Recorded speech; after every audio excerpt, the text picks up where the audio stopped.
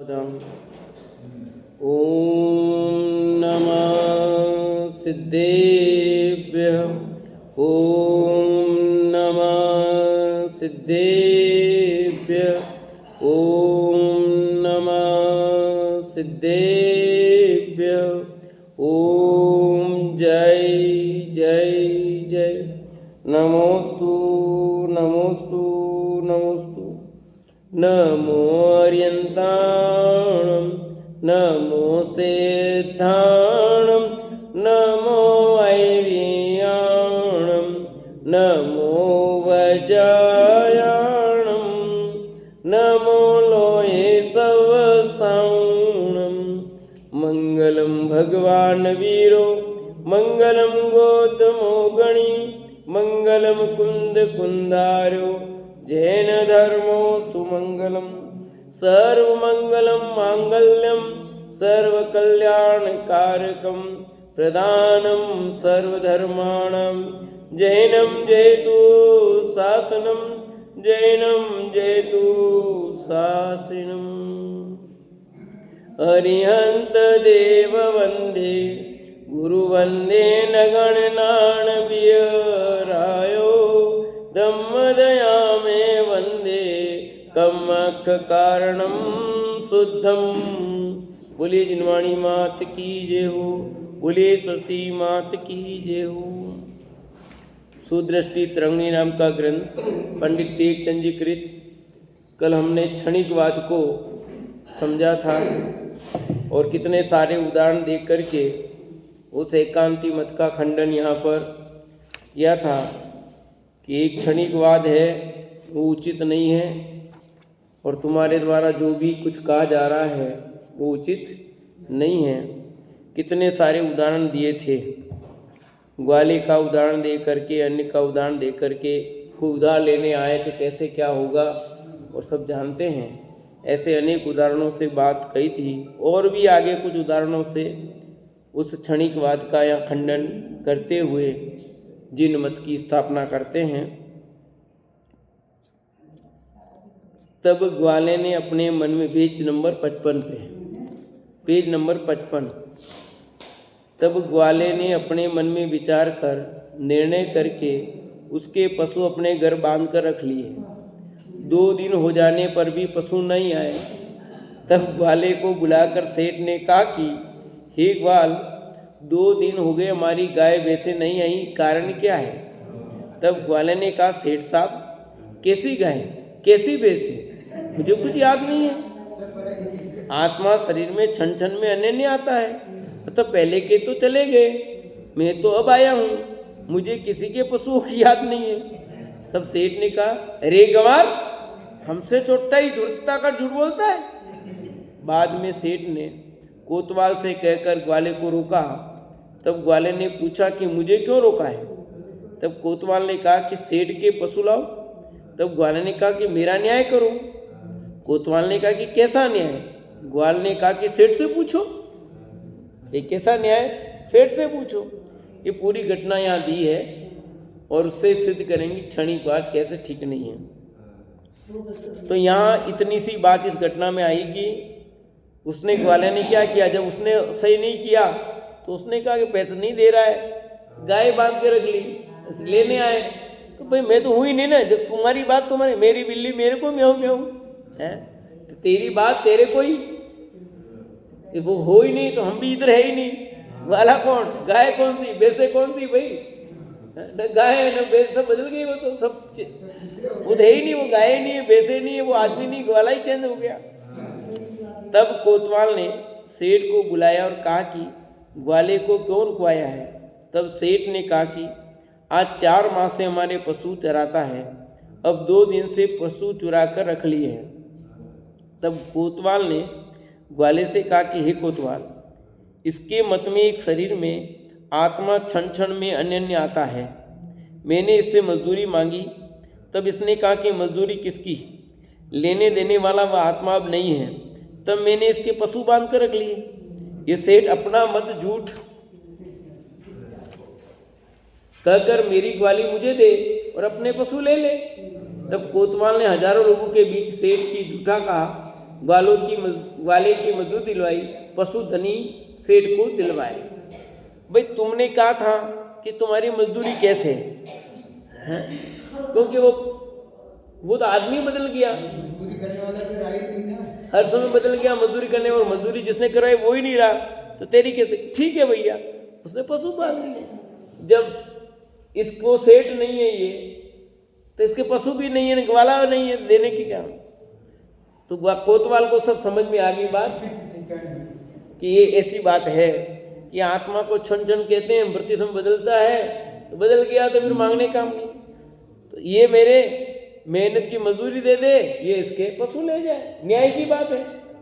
हमें तो कुछ कहा इसने ही है, हमने तो कहा ही नहीं है ना भाई, कहा तो सेठ नहीं है कि बदल गए सब, तो मैं भी वही कह रहा हूं, वो ग्वाला नहीं जिसने आपके पशु बांधे, वो पशु वो नहीं है, बदल गए। तो अब किस बात के आपके पशु हैं और किस बात का ग्वाला? तुम मेरी मेहनत का पैसा नहीं दे रहे हो, तो तुम्हारी गाय वैसे भी नहीं है, नियम वही लगेगा, एक ही नियम लगाओ, दो नियम क्यों लगा रहे हो तुम? कोतवाल ने कहा कि बात सही है, सेठ की गलती है, बेचारे मजदूर की, ग्वाले की गलती नहीं है, तो उनको तुम मजदूरी दो, इसको ये तुमको भेज देगा। उसकी मजदूरी दी, उसने उसकी गाय भेज दे दी, क्योंकि ग्वाले को चोरी करने का तो था ही नहीं बा, उसको तो मजदूरी चाहिए थी, मजदूरी दो, ले जाओ। नियत किसकी खोट है? सेठ की खोट है। हाँ, ऐसा क्षणिक बात करोगे तो ऐसे ही होगा फिर भैया, हर कोई यूं ही करेगा, फिर तुम्हारी लुगाई ले जाएगा, फिर गई अतः हे भाई क्षणिक मत धारक, तुम्हारे मत को ग्वार, अज्ञानी पशुओं को चराने वाला ग्वाला भी झूठा कहता है। तुम देखो, ये बाल गोपाल संसार में सबसे हीन अज्ञानी है, वह भी तुम्हारा मत असत्य कहता है। तो भाई क्षणिक मत वाले जो विवेकी होंगे, वे क्षणिक मत को कैसे सत्य कहेंगे? इसलिए जिसके मत में आत्मा क्षणभंगुर का हो, उसके आगम पदार्थ असत्य हैं। इस प्रकार इसका क्षणिक मत प्रत्यक्ष असत्य बताकर स्याद्वत मत के सन्मुख किया। इस प्रकार क्षणिक मती संबोधन समाप्त हुआ। ये क्षणिक मत का जो प्रकरण था वो यहाँ पूरा किया, और भाई शब्द से प्रयोग किया। देखो, कसाई नहीं किया, पाप से घृणा करो, पापी से नहीं, है ना। तो उसको क्षणिक मती को क्या कहा है? ए भाई, तो समझ, सत्य का निर्णय कर। ये क्षणिक बात ठीक नहीं है। आत्मा प्रति समय नहीं बदलता है, बदल करके भी नहीं बदलता है, हर समय नया नया पैदा होता आत्मा, ऐसा नहीं है। आत्मा वो का वो है, नित्य है। उस नित्यता को भी स्वीकार कर। तो एक अनित्य पक्ष को स्वीकार करके गड़बड़ कर रहा है, जो ठीक नहीं है। इस तरह से तुम्हारे आप आगम पदार्थ सारे असत्य हैं, उनको सही करो और सही चीज़ को स्वीकार करो। इस प्रकार क्षणिक मत को यहाँ पूर्ण विराम दे करके अब नया मत की बात करते हैं। अब कर्तावादी को संबोधित करते हैं। कोई मत वाले नवीन आत्मा उत्पन्न करने वाला मानते हैं। वे ऐसा कहते हैं कि नवीन आत्मा बना बनाकर पृथ्वी पर रखने वाला कोई भगवान है। इसी भगवान की जब इच्छा होती है तब आत्मा को हर लेता है, जो उत्पन्न करता है वही मारता है। सो ऐसा कहते हैं, उनसे कहते हैं। कौन सा मत है? कि एक मत ऐसा भी है जो कहता है कि ईश्वर आत्मा पैदा भी करता है और आत्मा मारता भी है। जब उसकी इच्छा होती है उनको पैदा करके रख दिया, और जब इच्छा गड़बड़ की तो चलो आओ समेट लेते हैं तुमको। अब इसमें तो कुछ गड़बड़ वाली बात है ही नहीं, क्या लगता है कुछ गड़बड़? इसमें क्या गड़बड़ है? उसकी इच्छा हुई, भगवान ने उसको पैदा किया, जब इच्छा हुई तो समेट लिया। हमारी इच्छा होती है वो चीज़ मार्केट में भेज देते हैं, नहीं वापस ले ली। गाड़ी भेज दी मार्केट में, खराब लगी वापस ले ली। कंपनी करती नहीं करती है? गाड़ी खराब रिपोर्ट आती है तो सब गाड़ियाँ वापस मंगा लेती है। ऐसे भगवान है, भगवान ने अपनी गाड़ियाँ ये सब मनुष्य के रूप में गाड़ियाँ भेजी, जब इन्हें खराब लगी इनको वापस बुला ली, आ जा भैया। ऐसा कहते हैं कर्तावादी कि ईश्वर आत्मा को बनाता है और आत्मा को मिटाता है। तो आत्मा को बनाता भी है और आत्मा को मिटाता भी। उससे अब क्या कहते हैं, ये तो उसका प्रश्न था, अब उसका काट क्या है, तर्क क्या है, युक्ति क्या है, देखिए। हे भाई, आत्मा किसी के बनाने पर बनता या उत्पन्न करने पर उत्पन्न होता तो लोक में संतान की उत्पत्ति के लिए विवाह आदि क्यों करते? जो पुरुष नवीन आत्मा बनाता था उसी की सेवा करते। जब आत्मा को पैदा करने वाला प्रसन्न हो जाता तब 150 लाख 2 लाख अक्षरों की संख्या में आत्मा बना देता। जैसी जिसकी सेवा देखता उसके अनुसार आत्मा बना देता। सब लोग चाकर, सेवक, फौज, सेना क्यों रखते हैं? विवादी करके कुटुंब आदि की वृद्धि क्यों करते हैं? परंतु ऐसी प्रवृत्ति अनादि काल से किसी ने सुनी नहीं कि किसी ने किसी के लिए 10-20 आत्मा बना दिए हों। अभी भी कोई बनाने वाला नहीं दिखता कि अमुक या कोई देव दानव नवीन जीव बनाता हो। क्या कहा कि तुमने जो बात कही वो ठीक नहीं लगती है। क्यों? कि किस आत्मा कोई बनाता हो, उत्पन्न करता हो तो लोक में भी संतान उत्पत्ति करने की बात क्या जरूरत है? फिर उसके पास ही जाओ। संतान उत्पत्ति वो करता हो, बनाता हो, तो ये सब इतना सारा प्रोसेस क्यों जरूरत है? विवाह आदि की क्यों है? फिर आजकल ये टेस्ट ट्यूब चलता है, ये टेस्ट ट्यूब की क्या जरूरत पड़ गई है? जो पुरुष नवीन आत्मा बनाता था उसी की सेवा करे। भाई हमको चाहिए 2 बच्चे चाहिए, नौकर के चाहिए, जाएंगे भैया फैक्ट्री में चाहिए तो अपने ही ले ले। फिर ये इतने मजदूरी क्यों रखनी पड़े? हाँ, ईश्वर ने कहा भैया 50 आदमी चाहिए, लो पैदा कर दो 50 और अपने आदमी अपने दिन रहेंगे। हाँ, एक वो हम गए थे वहाँ गढ़ी प्रतापपुर, तो वहाँ का उससे पूछा कि तुम्हारी 7 लुगाई क्यों? कि देखो, उसने कहा मेरी 7 लुगाई इसलिए है कि ये लुगाइयाँ हैं तो सब घर जैसी हैं, तो घर का काम पूरा ईमानदारी से करेंगे। मजदूर कितने महंगे, मजदूर महंगे, और ये घर का काम करेंगे, मजदूर बच्चे भी होंगे, सब घर से ईमानदारी से काम करेंगे। आज मजदूर महंगे मिलते हैं, काम करते भी नहीं है, और ये सब घर के हैं, तो घर के लोग ईमानदारी से काम करें, सब बढ़िया करेंगे। इसलिए तुम नहीं समझते हो। हाँ, इसलिए हमारे कोई ये दिक्कत वाली बात नहीं है। तो ऐसे जाते भगवान से कहते थे भैया हमारे को 50 की जरूरत है, दे दो 50 अपने होते पूरे पूरे, और उनको काम कराते आराम से। 100 चाहिए 100, फिर इधर उधर जरूरत पड़ती ही नहीं कुछ है। जब प्रोग्राम हुए कहते 2000 लोगों की जरूरत है, भगवान चुनाव में जरूरत है 2 लाख वोट की, तो पैदा करते 2 लाख हमारे बीजेपी में तो वोट दे देते। कांग्रेस वाले कहते कांग्रेस वाले मांग लेते भी हैं। भगवान की इच्छा हो तब क्या? हाँ, तो वो हम निवेदन करते ना तो दे देते ना। वो कह रहे पुरुष नवीन आत्मा बना उसी की सेवा करते, सेवा करेंगे तो मिलेगा मेवा। जब आत्मा को पैदा करने वाला प्रसन्न हो जाता तब 100, 50 लाख 2 लाख अक्षरों की संख्या में आत्मा बना देता, प्रसन्न हो जाता। जैसे अब जाते हैं सेवा करते हैं, कहते हैं कि वोट के लिए, तो महाराज ने कहा है हमको वोट दे देना, तो ऐसे उसमें जाते, इनके पास जाते हम। अभी सभी नेता लोग जाते ना इधर उधर सब, हाँ, सबके पास में वही आशीर्वाद देते, जा तेरे पे 2 लाख दे देंगे, वोट दे आएंगे तेरे को।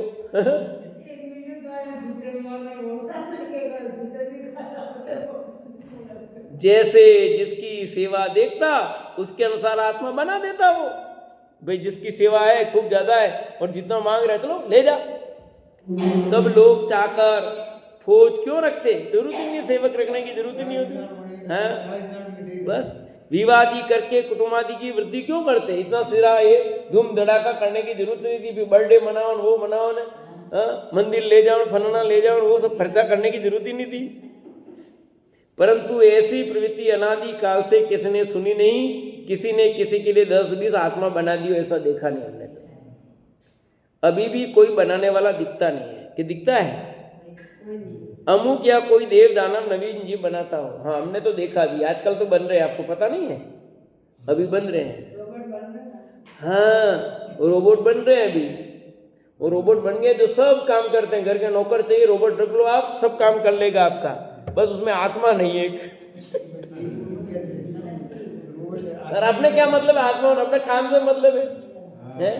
तो रोबोट बन गए हैं भाई रोबोट रोबोट है और जीव जीव है, दोनों में बहुत फर्क है। उस रोबोट में कोई जीव थोड़ी है, रोबोट बना दिया गया है सब।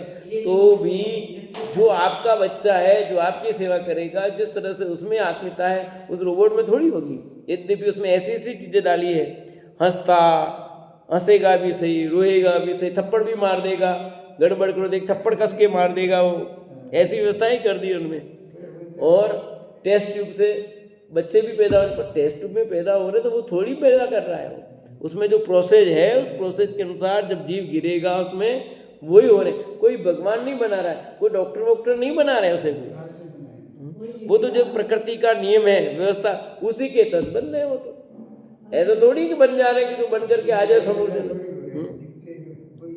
यदि तुम्हारा ऐसा ही हट हो कि जीव का कोई कर्ता है, तो हम तुमसे पूछते हैं कि उस कर्ता ने जब पहले कोई जीव नहीं बनाए थे तब संसार सृष्टि थी या नहीं? जब वो भगवान अकेला था, जब कोई नहीं था इस दुनिया में, सृष्टि थी या नहीं बताओ? जब कोई भी जीव नहीं था, उसने एक भी जीव बनाया नहीं था, उस समय ये सृष्टि थी या नहीं? या कर्ता अकेला ही था, वो अकेला ही था, या सृष्टि थी नहीं? यह बताओ कि उस कर्ता ने पहले कौन सा जीव बनाया था, उसके बाद कौन सा बनाया? जब कोई वस्तु बनाते हैं तब किसी की नकल करके बनाते हैं, अर्थात पहले कोई वस्तु हो तो बनाते हैं। जैसे कोई सिंह का आकार बनाता है तो पहले कोई सिंह हो उसे देखकर उसकी नकल का सिंह बनाता है। बिना नकल नवीन वस्तु नहीं होती। उस कर्ता ने जीव बनाया, वह किसकी नकल से बनाया? परम ब्रह्म आत्मा ने बनाया है। तो उस परम ब्रह्म आत्मा को किसने बनाया है ये बताओ? कर्ता का कर्ता बताओ, बात इसकी है। उसको इसने बनाया कि एक प्रोसेस है ना, उसने बनाया, तो उसको किसने? जब दुनिया में कहीं कुछ नहीं था तो वो कहाँ से आया? वो भी जीव है, तो उस जीव को किसने बनाया फिर? कि वो तो अनादि से, तो फिर इनको अनादि मानने में क्या दिक्कत है? निष्कर्ष ये आएगा कि उसको किसने, कोई नहीं बनाया, तो उसको ऐसा क्यों आगे? बहुत सारे प्रश्न आएंगे, उसको ऐसा विकल्प क्यों आया? फिर क्या जरूरत पड़ी? किससे बनाया? यदि तुम कहोगे कि सृष्टि अनादि की है, उसका कर्ता भी अनादि का है, तो हे भाई, जहाँ अनादि सृष्टि होती है वहाँ नवीन कर्ता का भाव सिद्ध हुआ ऑटोमेटिक। संसार स्वयं सिद्ध अनादि निधन है, अनादि काल से, परंतु तुम तो स्वयं सिद्ध आत्मा मानते नहीं हो, नया तुम हम तो मानते हो। हम तो कह ही रहे कि सृष्टि अनादि से, आत्मा भी अनादि से, इसका कर्ता कोई नहीं है, पर तुम ही तो कहते हो।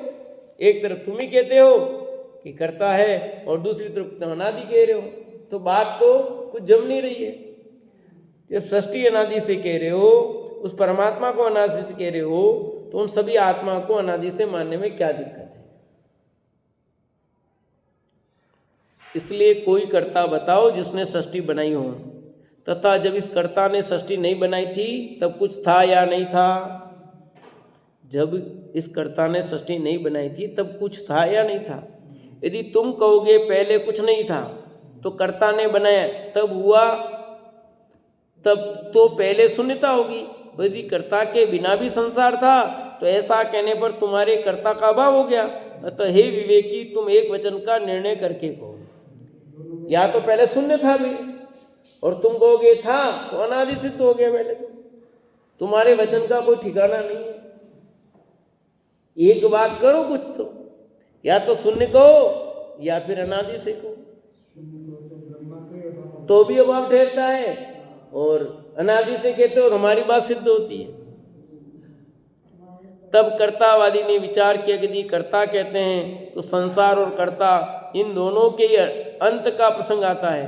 अतः वो बोला कर्ता भी अनादि है और सृष्टि भी अनादि है। तब स्यादवादी ने कहा यदि सृष्टि अनादि है तो कर्ता की महत्ता क्या रही? फिर कर्ता ये शब्द ही व्यर्थ हुआ। भी जब सृष्टि अनादि से है तो ये कर्ता कहाँ का रहा? कर्ता भी अनादि से, तो दोनों अनादि से हुए ना, तो इस कर्ता कहाँ रहा? फिर कर्ता कब रहेगा? ये कोई चीज, जैसे घड़ी नहीं थी पहले अनादि, ठीक है, अब घड़ी किसने आविष्कार किया? तो कहते ना घड़ी का आविष्कार किया, पर उसने पुद्गल परमाणु का थोड़ी आविष्कार किया है। इसमें जो पुद्गल परमाणु है उसका कर्ता नहीं है, वही घड़ी रूप पर्याय का कर्ता जरूर है। हाँ वो एक बार अपना तो इस घड़ी रूप पर्याय का करता तो है वो, क्योंकि पहले घड़ी नहीं थी तो बना ही समझ में आया, पर इसमें लगे पुद्गल प्रमाणों का तो करता नहीं है ना वो। ऐसे आत्मा का करता नहीं है कोई। क्यों? आत्मा तो अनादि से, उसमें से कोई गुण बनाया नहीं, कुछ नवीन किया है नहीं, वो तो अनादि से। इस मनुष्य पर्याय में कहते हो हाँ भाई किसका लड़का है किसकी लड़की है, तो समझ में आता है इनका लड़का इनकी, कहते हैं व्यवहार से। पर आत्मा को थोड़ी बनाया उसने, उसके मम्मी पापा ने। जैसे उसकी मम्मी पापा ने उस आत्मा को नहीं बनाया ना, उसी प्रकार उस ईश्वर ने भी किसी आत्मा को नहीं बनाया भैया। करता कैसे? वो जीव अनादि से है और जीव में अनंत गुण है, वो अनादि से है, सब कुछ अनादि से है। और शरीर है, शरीर में पुद्गल परमाणु अनादि से है, शरीर के पुद्गल परमाणु भी, ये शरीर साधी अनंत कहते हैं, साधी शांत कहते हैं, पर शरीर में लगने वाले पुद्गल परमाणु तो अनादि अनंत है। इसका अंत थोड़ी है, शरीर है ये पर्याय है, तो इसमें आत्मा मनुष्य रूप पर्याय हुई तो वो शांत है, पर जीव अनादि से अनंत काल तक रहेगा। हे भाई और भी देखो, तुम कहते हो कि कर्ता पहले तो बनाता है फिर बाद में अपनी इच्छा से मार देता है, तो इसमें कुछ गंभीरता नहीं है। पहले तो बनाता है बाद में उसे स्वयं ही नष्ट कर देता है, ये तो बालक के समान लीला हुई। ये सब हमने न्याय शास्त्र में पढ़ा है, शास्त्र जो करते हैं ना, तो न्याय दीपिका, प्रमेय रत्नमाला, उसमें सब ये यही है, पूरा पूरा मैटर इसी का है। सर्व की सिद्धि और सारे ईश्वर सृष्टि का करता है नहीं है, यही मूल विषय है। उसी सारे बिंदु वहीं से लिए गए, ये पूरे न्याय के बिंदु हैं, न्याय से सिद्ध किया गया है, इसी पर चर्चा होती है सारी, उसी बिंदुओं को यहाँ लिया गया है।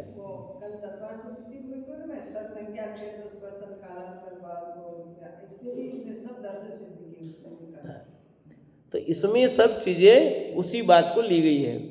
हे भाई और भी देखो, तुम कहते हो कि कर्ता पहले तो बनाता है और बाद में अपनी इच्छा से मार देता है, तो उसमें कुछ गंभीरता नहीं रही। ये कोई तरीका? पहले बच्चा पैदा करो फिर तुम मार दो, वो मर जाते हैं, वो तो समझ में आता है, पर अपने बच्चे पैदा किए और अपने मार दिए अपने बच्चों को, कौन ऐसा करता है? पहले तो बनाता है बाद में उसे स्वयं ही नष्ट कर देता है, ये तो बालक के समान लीला हुई। जैसे बालक कुछ होते हैं, घर बनाया फिर तोड़ देते फिर बनाते, बालक की क्रिया हुई, समझदार व्यक्ति का काम नहीं हुआ। जैसे बालक प्रथम तो विविध प्रकार की रचनाएं खेल खेलते हुए बनाता है, बाद में नष्ट कर देता है। अतः हे भव, पहले तो बनाए बाद में नष्ट करे, उसे तो बालक के समान कोत को अज्ञानी जानना। वो तो बालक के समान हुआ, कोत के बच्चे क्या करते हैं, पहले बना देंगे फिर बनाते वक्त भी राजी होते हैं और तोड़ते वक्त भी राजी होते हैं, होते नहीं होते बच्चे हैं? बनाया तो नहीं फिर फाड़ गए, उसमें भी राजी, बनाया तो फिर फाड़ दिया तो भी राजी। बच्चे तो बालक का को तुमको ठिकाना नुकसान हो रहा है, फायदा तुमको कोई मजा नहीं है। मटकी लाए और मटकी को फोड़ दी तो प्रसन्न हो रहे, घर बेच के तीर्थ कर रहे वो तो बच्चे तो घर बेच के तीर्थ करते, वैसे वाली हाल है, बड़े थोड़ी करते ऐसा कोई, ये तो बालक जैसी क्रिया हो गई। संसार में कोई एक जीव मारे उसे दोष लगाते हैं, तो अनंत जीव मारने वाले को तो बड़ा दोष हुआ। भाई कोई एक जीव मारे तो उसको भी पाप लगता है, तो अनंत जीव को मारेगा तो कितना पाप लग गया? क्योंकि आपने कहा ना, जीव पैदा भी वही करता और मारता भी वही है, तो बात है। मरते स्वयं है तो कोई बात ही नहीं है। अपनी संतान उत्पन्न होती है, स्वयं मरती है, तो उनको किसी को दोष लगता है क्या? माता पिता को। तो ये ब्रह्मा ने उत्पन्न किए फिर वो मार देता है, तो मारने का दोष कितना होगा फिर? जिसे स्वयं पैदा करे वह तो पुत्र समान है, उसी को मारे तो पुत्र मारने के समान दोष हुआ। इसलिए कर्ता को हर्तापना संभव नहीं है, फिर कर्ता भी को और हर्तापना भी को दोनों बात बनती नहीं है। ऐसा कौन पागल होगा अपनी संतान को पैदा करे फिर मार दे? मूर्ख होगा तो करेगा, पागल हो तो करे तो। या तो तुम्हारा ब्रह्मा पागल है, जो सृष्टि का कर्ता तुम्हारा है वो पागल है, और पागल है तो कोई मतलब ही नहीं रहा फिर वो। यदि तुम कहोगे कि कर्ता हरे उसे दोष नहीं है, तो तुम देखो जब कोई किसी को मारता है तब क्रोध अग्नि उत्पन्न होने पर ही अन्य का घात करता है, बिना कसाय पर का घात नहीं होता। तथा जिसके कसाय होगी वह संसारी, तन का धारी, जगत जीव जानना, उसमें नवीन जीव उत्पन्न करने की शक्ति नहीं होती। इसलिए हे भाई, बहुत कहाँ तक कहें, अनेक नयों से कर्तापने का वचन खंडित होता है। अतः हे धर्मार्थी, ऐसा श्रद्धान त्यागना ही उचित है। कि भाई तू शांति से विचार कर, हर तरीके से विचार कर। हम कह रहे इसलिए मत मान, हम तुझे तर्क दे रहे, युक्ति दे रहे, उससे विचार कर कि पहले तो तुमको हरे उसमें दोष नहीं है, उसमें क्या, वो तुमका रूटीन का काम है, रोज का काम है, रूटीन का काम है। पैदा करना और हरण करना सामान्य काम है उनका, इसलिए उनको दोष नहीं लगता। तो ये बात ठीक नहीं। जब कोई किसी को मारता है तो क्रोध अग्नि कसाय उत्पन्न हुए बिना घात नहीं कर सकता कोई, चाहे पिता हो, बेटा हो, कोई भी हो। तीव्र कसाय होगा तो ही मारेगा, घात करेगा, ऐसा सहज में कोई नहीं मारेगा। अरे पशुओं को भी मारता ना कटिक, तो भी कसाय के बिना नहीं मारता उसको, बिना कसाय पर का घात नहीं होता। अरे थप्पड़ भी मारते तो कसाय होती है, तो पूरा मारने में कितनी कसाय होगी है? जिसके कसाय होगी वह संसारी, तन का धारी, जगत जीव जानना। वो संसारी है, तन का धारी है, जगत जीव है, वो संसारी जगतधारी हो सकता है, वो भगवान नहीं हो सकता। उसमें नवीन जीव उत्पन्न करने की शक्ति नहीं होती। इसलिए हे भाई, और कहाँ तक कहें, अनेक नयों से कर्तापने का वचन, ये कितने सारी बातों से इस कर्तापने का हमने खंडन किया है। अतः हे धर्मार्थी, ऐसा श्रद्धान त्यागना उचित है। देखो फिर क्या करे, धर्मार्थी कह रहे उसको। अतः हे धर्मार्थी, यानी धर्म का अर्थ, क्योंकि प्रयोजनवश धर्मार्थी शब्द का प्रयोग किया है कि धर्म के प्रयोजन से सब ऐसा मानता है, धर्म के प्रयोजन से ऐसा करता हो, इसलिए धर्मार्थी शब्द का प्रयोग किया है उसको। हे धर्मार्थी, ऐसा श्रद्धान त्यागना ही उचित है। तू धर्मार्थी है, सच्चा धर्म को प्राप्त करना चाहता है, तो तेरी ऐसी मान्यता उसको त्यागना उचित है। ऐसी मान्यता, जो धर्मार्थी है, सही धर्म को ग्रहण करना चाहता है, उसको ऐसी कर्तावाद की बुद्धि नहीं दे सकती। हाँ, क्या कह रहे थे आप? पहले शुरू में किया गया तो उपदेश धर्मार्थी के लिए ही है। हाँ, इसलिए सब धर्मार्थी तो हैं। जो धर्म की बुद्धि को समझना चाह रहा है उसी को कि हे धर्मार्थी, अतः धर्म के अर्थ को ग्रहण करने की इच्छा से तू आया है, तो तेरी ऐसी मान्यता हो तो इस मान्यता का भी तू दूर कर दे। क्योंकि जगत में बहुत सारी चीज़ें और बहुत सारी मान्यता अंदर बैठी होती है। अपन तो सब मानते हैं भैया, कई लोग कहते ना, अपन तू कहता तो भी सही है भी सही, अपन तो सबकी बात मानते हैं, अपने तो कोई फर्क नहीं पड़ता है। तो कैसे फर्क नहीं पड़ता भैया, हर बात कैसे मान लोगे, सब बातें कैसे स्वीकार की जा सकती है? तेरी भी जैन, तेरी भी जैन, तेरी भी जैन, ये सब जे कैसे चलेगा? हाँ? अपने क्या फर्क पड़ता है? ये फर्क कैसे नहीं पड़ता है? अब भारत जीतता और ऑस्ट्रेलिया जीता, फर्क पड़ा कि नहीं पड़ा है? अपने तो फर्क नहीं पड़ा, पर टीम जो टीम है, जो मैन है, उनके तो फर्क पड़ा कि नहीं पड़ा? हाँ? अपने क्या फर्क, अपन खेल रहे हैं, अपने क्या वो जीते तो अपन जीते तो अपने पैसे आ जाएंगे कि नहीं? हाँ, अपने कोई, अपन तो खेल नहीं रहे, अपने कोई फर्क नहीं पड़ा, परंतु फिर भी इंडिया जीतता तो हमको गर्व होता कि नहीं होता है?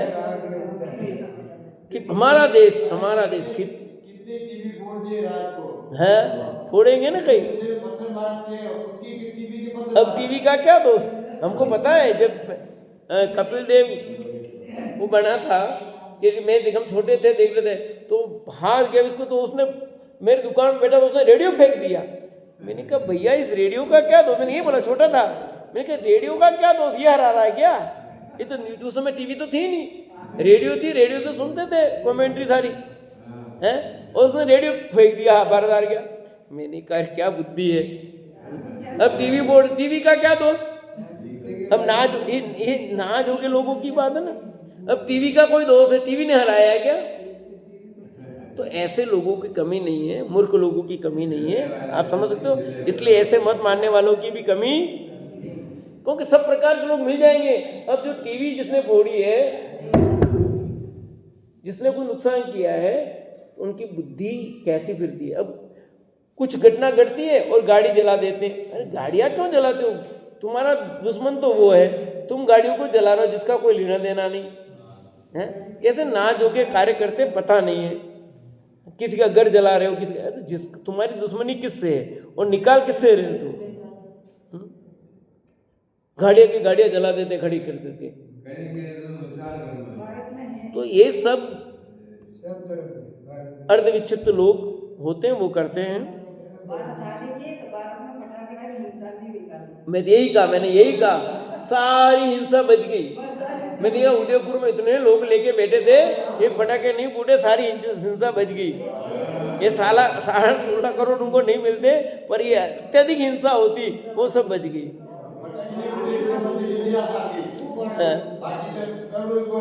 अरबों रुपए के पटाखे पूरे देश में फूट जाते हैं, समझ आएगी नहीं? तो कितने जीवों की हिंसा, उन जीवों ने पहले ही सोच रखा कि वो आ रहे तो ठीक, क्योंकि हमारी हत्या करेंगे। तो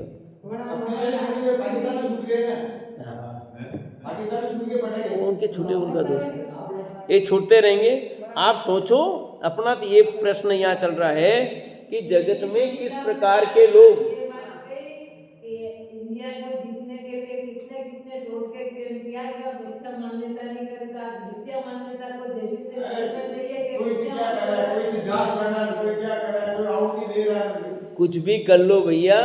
केवली के भगवान के ज्ञान में पहले ही लग गया था कौन जीतेगा कौन हारेगा, और टास्क जीत गए, उससे सिद्ध हो गया था कि अभी उनका पुण्य की सत्ता तेज है भैया। समझ में आएगी नहीं? उनकी पुण्य की सत्ता तेज होती तो वो जीतते। टास्क ऑस्ट्रेलिया जीता तो उससे ही पता लग रहा है कि ये इनका जितना, इनका भाग्य प्रबल है आज। तो जो भी हो, अपनी बात तो यहाँ चल रही है कि ये जो मान्यता है तेरी, उसको तू त्याग भैया। अब तुम देखो कि ये संसार अनादि निधन है, किसी का बनाया हुआ नहीं है। इस संसार में अनंत जीव हैं, वे भी अनादि निधन हैं, किसी के किए हुए नहीं हैं। अनंत जीव द्रव्य अपनी अपनी भिन्न भिन्न सत्ता को धारण करते हुए अपने अपने गुण पर्याय से अनादि काल से 4 गतियों में सुख दुख को भोग रहे हैं। जैसी जैसी अपनी परिणति होती है उसके अनुसार पुण्य पाप के फल को भोगते हुए, पुण्य पाप का बंध करते हुए जगत में भ्रमण करते रहते हैं। उसी के फलस्वरूप स्वर्ग नरक आदि के सुख दुख को पाते हैं। यह स्पष्ट कर दिया है कि संसार अनादि से है और अनंत काल रहेगा। अनादि निधन यानी अनादि अनिधन, इसमें ये अ का कौन हुआ है संधि के हिसाब से, इन निधन लिखा ना, पर इसका अर्थ क्या है? अनिधन, अनादि अनिधन। यूं हाँ, अनादि अनिधन, किसी का बनाया हुआ नहीं। यानी ये विश्व जो है, संसार है, ये किसी ने बनाया हो ऐसा नहीं है। कोई ऐसा ब्रह्मा नहीं है, ईश्वर नहीं है, प्रभु नहीं है, कोई ऐसा व्यक्ति नहीं है, किसी की लीला नहीं है, ये तो लीला है, किसी की लीला नहीं है भैया।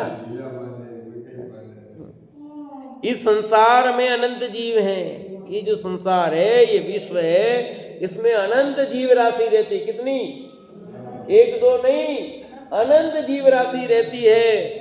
और वो अनादि निधन, सारी जीव राशि भी आज की नहीं बनाई है, अनादि से है। और वो जीव राशि भी अनंत काल तक रहेगी। यानी कहने का अर्थ है कि एक जीव भी आज तक नया पैदा नहीं हुआ और एक जीव भी कम नहीं हुआ आज तक।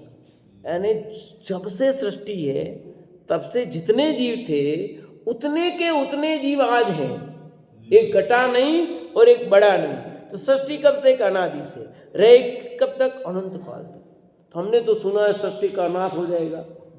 अरे सृष्टि का नाश नहीं होता, क्षेत्रों में काल बदलते हैं तो कुछ उथल पुथल होता है, पर्याय चयन होती है, बस इतना सा होता है। और सब जगह नहीं होता वो भी पूरा, कुछ एरिया में कुछ जगह उथल पुथल होती है। और उथल पुथल तो रोज होती है भैया, सचमुच तो कहते हैं रोज उथल पुथल होती है, पर्याय रोज बदल रही है, प्रति समय बदल रही है। वो मोटे रूप में दिखाई देती है। भूकंप आ गया, भूकंप आया, क्या हुआ? बैठ गई जमीन। ऐसे वो बड़ा भूकंप आएगा तब, ये भूकंप आता वो भी भूकंप ही है, और भूकंप आएगा खतरनाक, और कई लोगों का स्वाह होगा। तो ये मनुष्य मर करके मनुष्य बनेंगे ऐसा नहीं, किसी पर्याय में चले जाएंगे। मनुष्यों की संख्या कम होने वाली नहीं है, इधर से इधर बराबर रहने वाली। उधर बढ़ जाएंगे तो इधर घट जाएंगे, कहीं बढ़ेंगे कहीं घटेंगे। किसी के किए हुए नहीं हैं। ये जो जीव है किसी के बनाए हुए नहीं है। अनंत जीव द्रव्य अपनी अपनी भिन्न भिन्न सत्ता को धारण किए हुए अपने अपने गुण पर्याय से अनादि काल से चारों गतियों में सुख दुख को भोग रहे हैं। कि अनंत जीव द्रव्य हैं, प्रत्येक जीव की अपनी अपनी सत्ता है, यानी हर का अस्तित्व भिन्न भिन्न है, न्यारा न्यारा है, अपने अपने स्वचतुष्ट में रहते हैं, कोई किसी के स्वचतुष्ट में नहीं रहता। प्रत्येक का द्रव्य क्षेत्र काल भाव सब न्यारा न्यारा, ये सत्ता कहलाती है उसकी। सबका स्वचतुष्ट बिल्कुल न्यारा न्यारा है और उनके गुण पर्याय सब साथ में। प्रत्येक द्रव्य गुण पर्याय तीनों सहित है। प्रत्येक जीव में अनंत गुण है, अनंत गुण साथ में ही रहते हैं, अलग नहीं होते। कोई पर्याय प्रति समय नई नई नई नई नई जो पैदा होती रहती है। वो पर्याय सहित, बिना पर्याय के कभी द्रव्य नहीं रहता, बिना गुण के द्रव्य नहीं रहता, और गुण पर्याय द्रव्य के बिना नहीं रहते। द्रव्य गुण पर्याय तीनों का नाम पदार्थ है। बोलो हाँ, द्रव्य गुण पर्याय तीनों का मिलकर के नाम क्या है? पदार्थ। पदार्थ किसे कहते हैं? जो द्रव्य गुण पर्याय से युक्त हो उसे पदार्थ कहते हैं। ऐसा प्रवचन सार में लिखा। सरो दीदी बोलो, पदार्थ किसे कहते हैं? पदार्थ किसे कहते हैं और कौन से ग्रंथ का नाम लिया? आधा सुना आधा नहीं सुना इसलिए गड़बड़ हुआ। ऐसे गड़बड़ हो जाएगा, चक्कर पड़ जाएगा। द्रव्य गुण पर्याय से युक्त हो उसे पदार्थ कहते हैं। ये बात प्रवचन सार में लिखी। सुमन दीदी बोलो क्या कहा? द्रव्य गुण पर्याय से युक्त हो उसे पदार्थ कहते हैं। जो द्रव्य गुण पर्याय से युक्त हो उसे पदार्थ कहते हैं। ये बात प्रवचन सार में आचार्य कुंद ने लिखी। ऐसा उसके अनुसार पुण्य पाप के फल को भोगते हुए, पुण्य पाप का बंध करते हुए जगत में भ्रमण करते रहते हैं। कि प्रत्येक जीव अपने अपने अनुसार पुण्य पाप करता है। सब स्वतंत्र है पुण्य पाप में। कोई किसी के कारण कराता हो कोई उसको पुण्य पाप, ऐसा नहीं। अमराज साहब, पुण्य पाप उसको कोई जबरन कराता हो ऐसा नहीं। प्रत्येक ही अपनी सत्ता से अपने परिणामों से पुण्य पाप करता है। स्वतंत्र है वो अपने पुण्य पाप में भी और भोगने में भी स्वतंत्र है। जैसा पुण्य पाप किया उसका फल भी जैसा आता वो स्वयं भोगता, कोई दूसरा नहीं भोगता। कोई उसको छुटकारा नहीं उससे। कोई माफ कर देगा, जा हाँ हम आएंगे तो जी जाएंगे, तेरे सब माफ कर देंगे। हाँ गारंटी लेते हैं हम कि कोई गारंटी नहीं है यहाँ। तेरे को भोगने पड़ेंगे, तेने किए चुकारा कर देना पड़ेगा। कोई भी सरकार माफ नहीं कर सकती इसमें। है या तो कहेंगे तेने किया ना, तुझे ही भरना है। आज भर, कल भर, परसों भर भरना तेरे को पड़ेगा भैया। और अच्छा किया तो अच्छा फल देंगे, बुरा किया तो बुरा फल मिलेगा। देने वाला कोई नहीं है, स्वयं ऑटोमेटिक सारी व्यवस्था है। जगत में भ्रमण करते रहते हैं, स्वतंत्र रूप से अपने आप भ्रमण करते हैं, कोई भ्रमण कराता नहीं। ये कर्म घुमाते नहीं, तेरे ही कर्म तेरे किए इसलिए तुझे ही घुमा रहे, तू ही तेरे परिणाम से घूम रही हूं। कर्म बड़े बलवान जगत में फेरत है। अरे कर्म तुझे जगत में नहीं, कर्म कौन? तेरे किए परिणाम। तो तेरे परिणाम तुझे जगत में रुलाते हैं। कर्म तो एक नाम लिया निमित्त अपेक्षा। जगत में फेरते, कौन फेर रहा तुझे जगत में? तू ही फेर रहा है, तू ही फेर रहा है, और कोई नहीं फेरता भैया। तेरे ही परिणामों का फल है, किसी दूसरे का फल नहीं है। उसी के फलस्वरूप स्वर्ग नरक आदि के सुख दुख भोगते हैं। और जैसे परिणाम उसके स्वर्ग नरक मनुष्य त्रियंज आदि गतियों में भ्रमण करता रहता है, फल पाता रहता है। चलते रहो, आज मनुष्य बने हो, फिर परिणाम अच्छे नहीं, कौन सी गति में अच्छे के चले जाओगे। घूमते रहो चारों गति में, और जब इन सब से मुक्त हो जाओगे तो सिद्ध दशा प्राप्त हो जाएगी। जब पुण्य पाप से मुक्त हो जाओगे तो मुक्त अवस्था मिल जाएगी, परमात्मा बन जाओगे, अनंत काल के लिए सुखी हो जाओगे। तो ऐसी सत्यता को स्वीकार करें हम, और इस कर्तावाद से दूर रहे, इसी भावना से विराम लेते हैं।